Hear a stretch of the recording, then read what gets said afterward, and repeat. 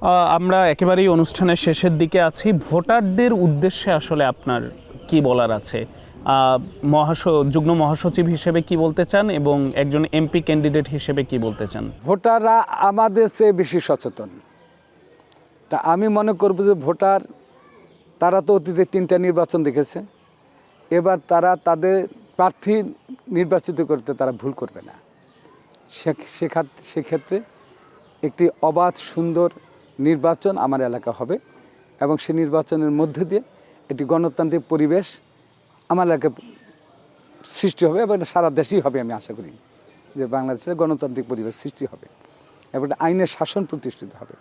এটা ন্যায় বিচারের আগে তো কোথাও বিচার ছিল না, আইন ছিল না, কিন্তু এই নির্বাচনের মধ্যে দিয়ে দেশে একটি আইনের কাঠামো সৃষ্টি হতে যাচ্ছে এবং একটি উন্নয়নশীল রাষ্ট্র হিসেবে।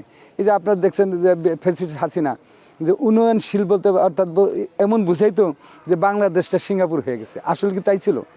মুখে আর কাগজে কলমে ছিল বাংলাদেশ সিঙ্গাপুর। কিন্তু আশা করব যে আগামী যে সরকার আসবে এবং জনগণ যে সরকার দিবে, এই সরকারের মধ্য দিয়ে একটি অবাধ সুন্দর রাষ্ট্র ব্যবস্থা প্রতিষ্ঠিত হবে এবং একটা উন্নয়নশীল দেশের দিকে এই বাংলাদেশ অগ্রসর হবে বলে আমার বিশ্বাস।